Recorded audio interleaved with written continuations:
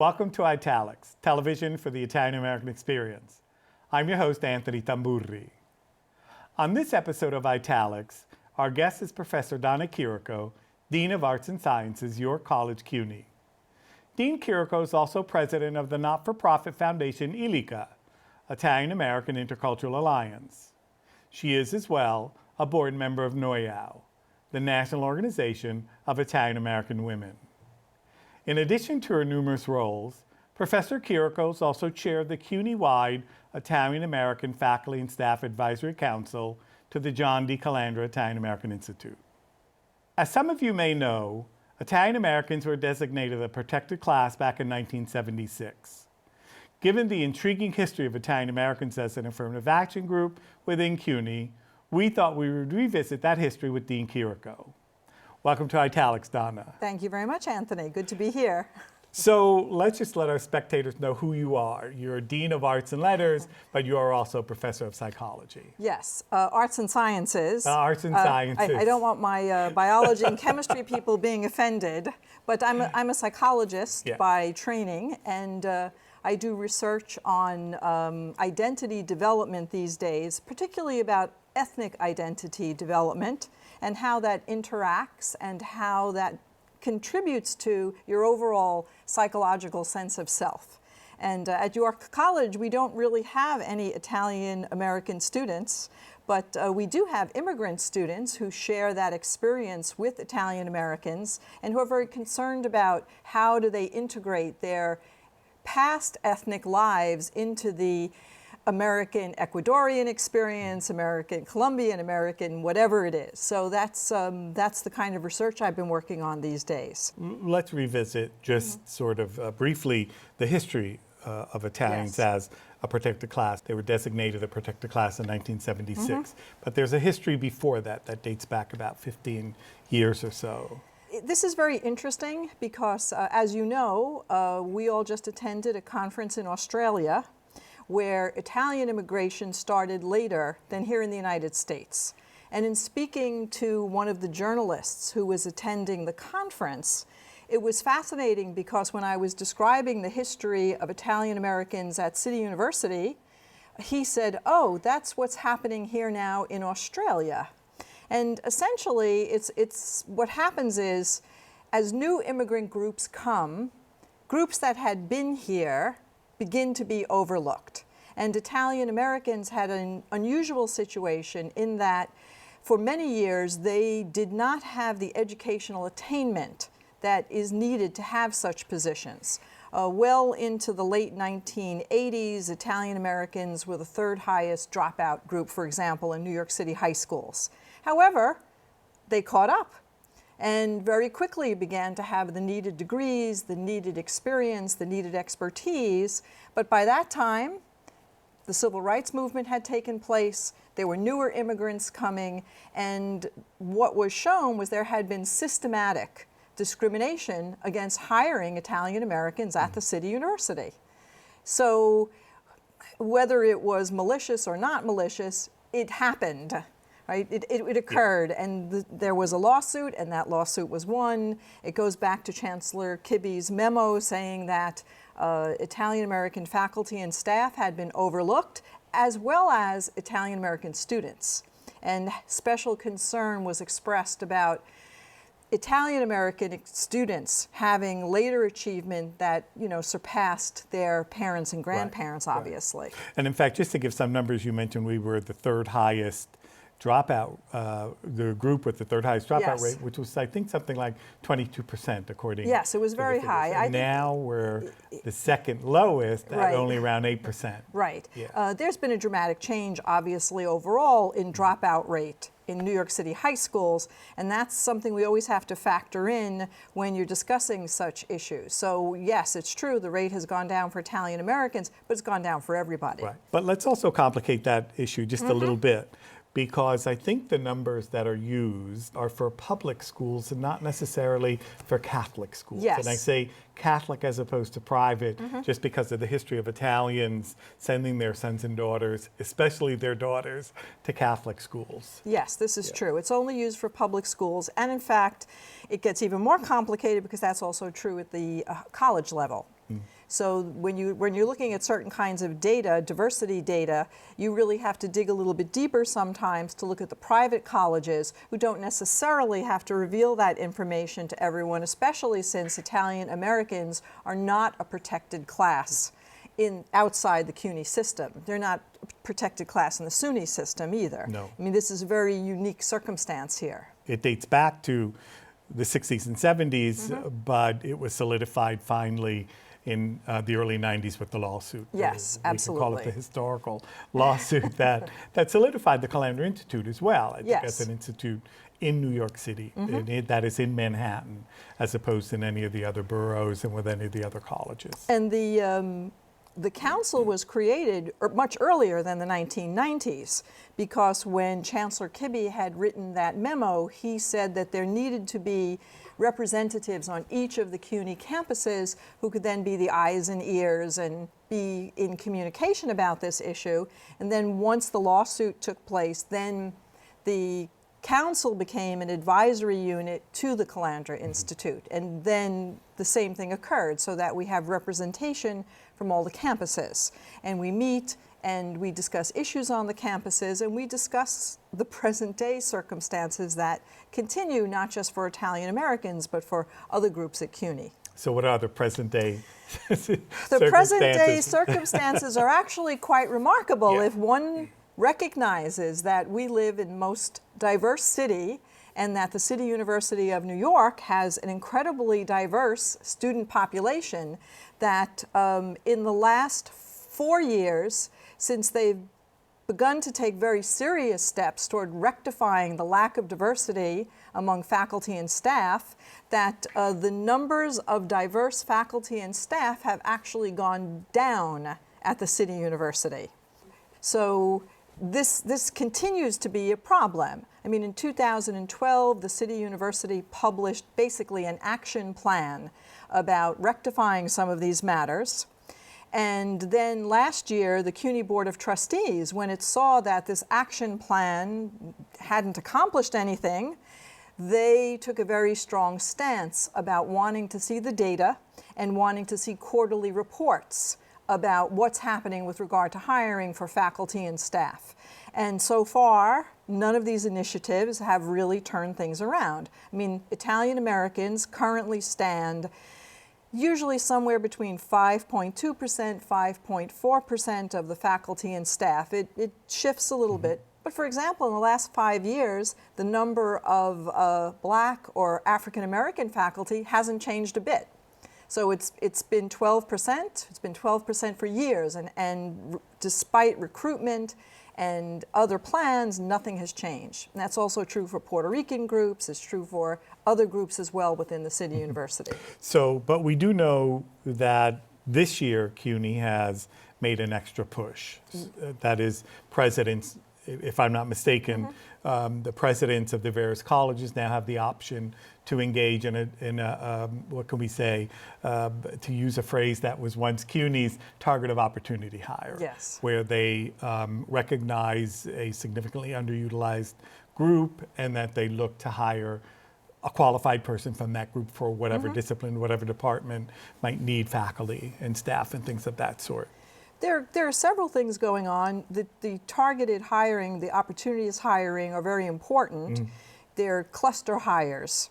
And there have also been changes to the protocols in and around searches, the way searches are done. There are new trainings going on. There are diversity town halls going on. However, one has to remember that when a search committee gets together, the tendency is that the search committee hires somebody like them. So when you have these cluster hirings, the challenge is, all right, will we increase diversity, or will we simply hire 5 more people like us? So this is something that is being discussed very carefully. And that's why the procedures had to be changed simultaneous to the demand to increase diversity, because it's an issue.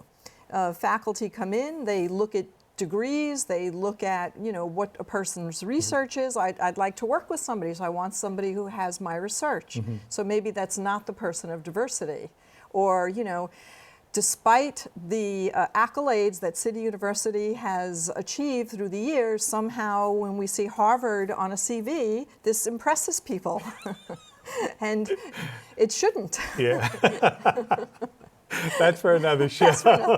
Public-private universities. So what about utilization? Because this is a word that people don't necessarily, use on a daily basis, right? There used to be other words, the Q word and the R word, which we can't use anymore. Right. But we use utilization. Well, and it's tricky too, because utilization really comes down to, do you have the representation of a particular group that reflects what's available in the workforce, right? And the problem with that is when you have a search committee, this is not clear to them either. And very often at a campus, it's not clear. We think of the federal groups that are listed on the census, for example, and those are the groups that people tend to think are the ones that are underutilized. And sometimes you have to really take a careful look. I mean, on my campus, for example, we have a good representation of female faculty, right? So, but folks look at it and assume it's not. So you have to kind of carefully take a look at your campus and say, where is it that we lack for diversity? Where is it that we lack for role models for our students? I mean, it's a bigger issue. That's why diversity is so critical. Yeah, and for Italian Americans, we think that the workforce, the labor work pool, or whatever it's called, workforce labor pool, is somewhere around 14% maybe. Yes. But unfortunately, we're at 5%. That's correct. Yeah, and we should be at around, 9 maybe? We'd be content at 9? I would be content at higher than 9, but if you want to go with, I mean, the reality is it hasn't changed in 20 years. Indeed, it has changed, but it's gone down. Yes, but that's correct. Yeah. So when Right. this whole process started of the recognition, it was a little bit higher, but there has been no substantial change in the representation of Italian Americans within the workforce at City University. Right. Yeah. And when people quibble with you saying, oh, it went from 5.0 to 5.3, there's no point to that quibbling. Yeah. But there are other challenges, right, to that. I mean, we live in Yes. New York City. It's one of the most expensive areas around. And while you can live in a place like Indiana, where some of us have lived, and you're offered $60,000, $65,000, it sounds wonderful because your house will only cost you about $150,000. But of course, in the greater New York metropolitan area, it's much more challenging. And there's that challenge, I think we have to say. It's a very big challenge because not only it's a challenge at many levels.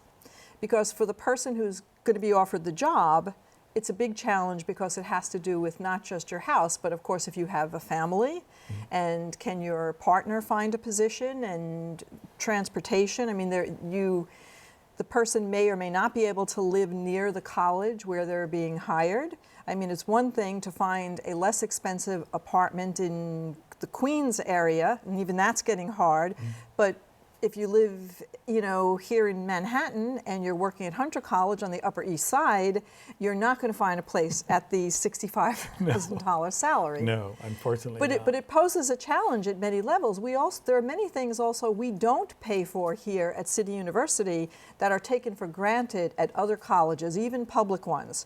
For example, being able to fly somebody in for an interview. Right? We place many restrictions on that. So you may have a very good candidate who for this year is abroad teaching somewhere, but we won't pay for them to come in for an interview. So there are a lot of things linked to the reality of budgets that affect it. But salary is a big one because everything is so expensive here in New York City, and it's very different than living in other places. Yeah. Let's talk about curriculum and Italian American Studies. We visited this, you and I, and Fred Gardafe, who's our distinguished professor of English and Italian American Studies. We visited this, I think, in 2014. I believe we so. had a conversation. In 4 years, how have things changed? What have you seen changing in 4 years? Again, not much has changed. The matter of ethnic studies is one that's very interesting at large, right, to the general population because we have such diversity in the United States, in New York City, and students are very interested in this. And there are many ethnic programs for other groups that they've pushed for, but the idea of an Italian American Studies program only exists in a couple of spots. I think Lehman is one of them. Is it Italian American Studies? Lehman has still on the books, but it's not active. An Italian American Studies major at the undergraduate level, and actually it's the only major that I know of in the country. But unfortunately, it's not active. And then there's minor at Brooklyn College, which I think is active. There are some faculty between the Italian studies faculty and our colleagues such as Robert Viscusi. There are things going on at Brooklyn. Yeah. But the reality is, you know, other than that, it's a smattering of courses. Right. And if someone really wanted to pursue this, even for the sake of what I study, which is creating your own identity, it would be impossible at most of the CUNY units. Ironically, my unit is one that has a course in this, where, as I said, we don't have Italian American students, yet the course is always full, right, because of the idea of identification and ethnicity.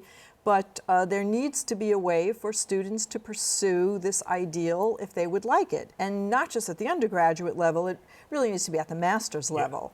Or not necessarily a doctorate in Italian American Studies, but certainly a way that somebody pursuing a doctorate in certain areas could take this as a chunk in their doctorate and be able to take a series of courses that would really inform them of what's going on in the field and how to pursue it and why it's important as well. Yeah. Fred Gardafe and I at Queens College have put up 4 courses a number of years, about 3-4 years ago, were approved at the graduate level. So we have 4 courses at the graduate level in Italian American Studies, basically literature, cinema, and then what we call problematics, which is a look at the sort of history of Italian Americans, also in relationship to other ethnic groups. Which actually one of our colleagues did many years ago, a book on that, named Steven Steinberg, called The Ethnic Myth.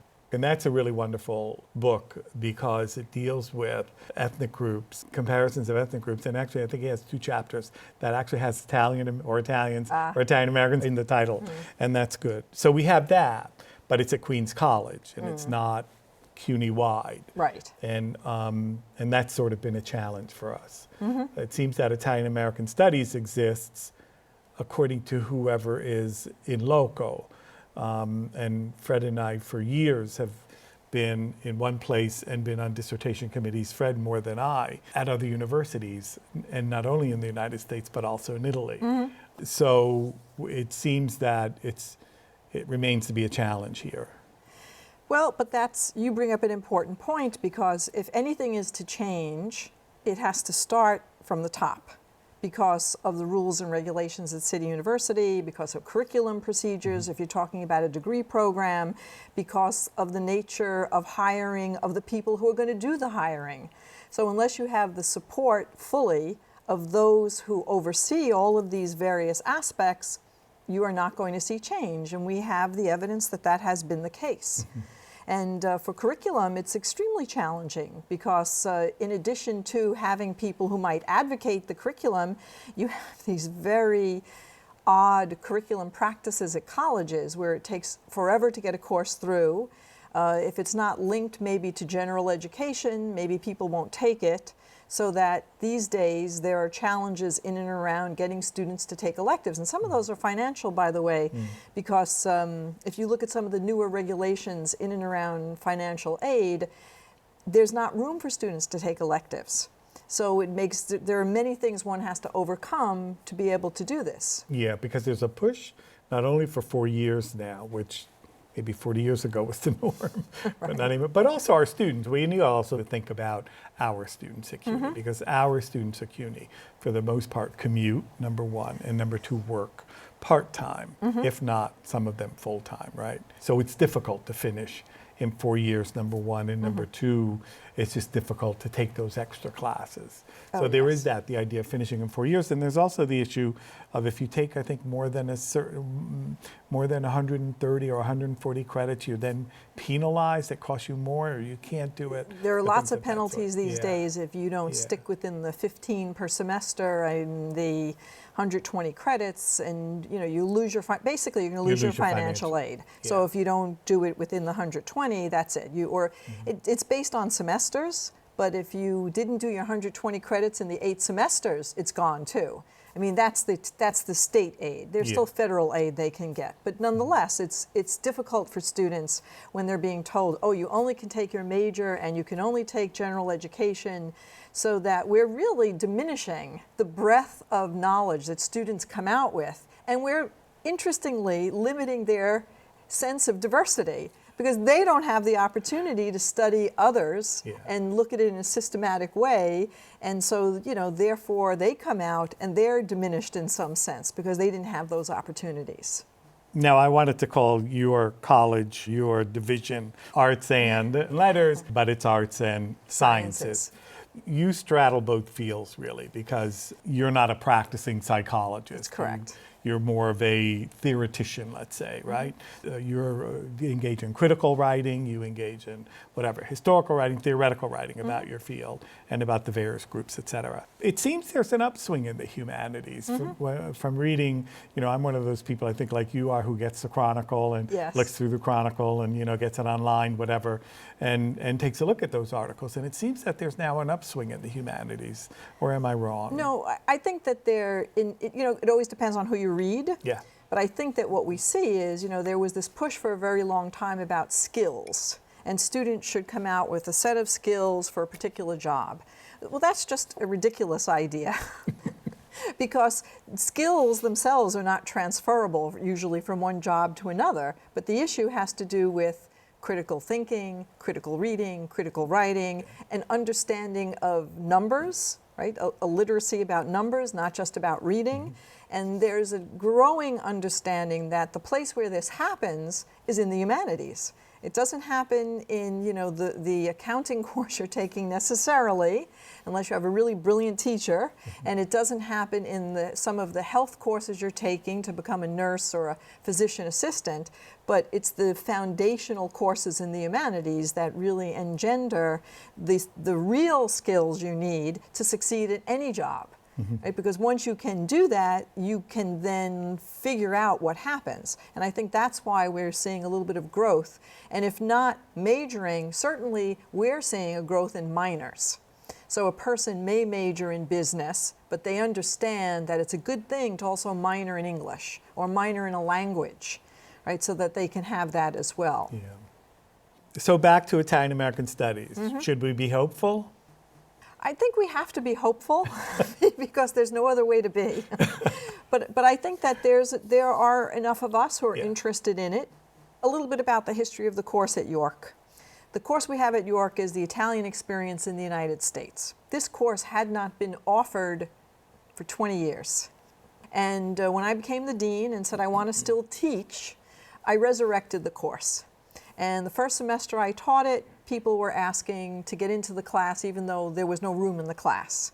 And I don't teach it every semester because of my other obligations, but someone else said, oh, I'd like to teach it. So he taught it the next semester. And then I taught it the following semester. Now this semester we have 2 sections of the course.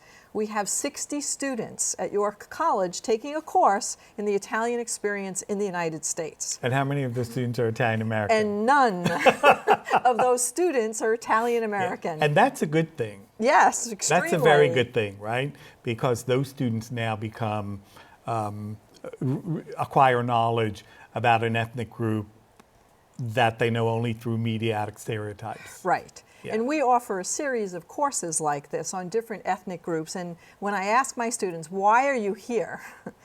They say they want to learn about immigration, they want to learn about the ethnic group, but I have one student in particular who's gone out of her way to take as many of these ethnic courses as she can. Which is very interesting because she said she's going to be a social worker.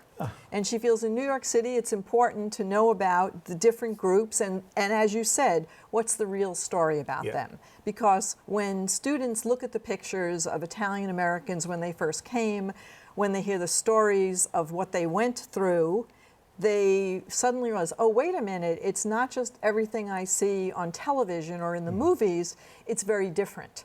And, they read Christ in Concrete, for example, which is the story of every immigrant in some sense. So they begin to realize, oh, look, this is just what my family went through. And oh, yes, of course there's discrimination. And of course it's challenging when your name is unpronounceable for the rest of the United States. And it becomes a very big issue for them. And so they enjoy the class, they do incredible things in the class, but always relating the Italian experience to their own ethnic experience. You also send them out to do field work, quote unquote. Not really, but you send them out to events, don't you? They must attend 2 cultural events. Yeah. Now, you just mentioned that our students work and they also have families, so if they want to, there's a list of films they can watch and they can use for only one of the papers, okay. Right? Other than that, they have to go out into the world. So here are these, Black and Latino and Middle Eastern students showing up at the Calandra Institute exactly. to attend events, and they come back and they say it was a great time and they learned so much, but I've had students go to the anniversary events for the Triangle Shirtwaist Factory fire where they were moved to tears when they saw what happened. I've had them go all over the place, to places where they would have never gone before. And one assignment they all must do is the Tenement Museum. Okay. In Lower Manhattan, because they don't have to go there, because the Tenement Museum has a great website and you could take almost like it's a virtual tour. Virtual visit. And there's something, they call it a game, where you create an immigrant and then you go through the immigrant experience, but about a third of the students do go, and when they come back, they're not the same. Right? They suddenly say, oh wait, 30 people in this room? Yeah. And it suddenly becomes very real to them of what immigrants went through, in the early part of the 20th century.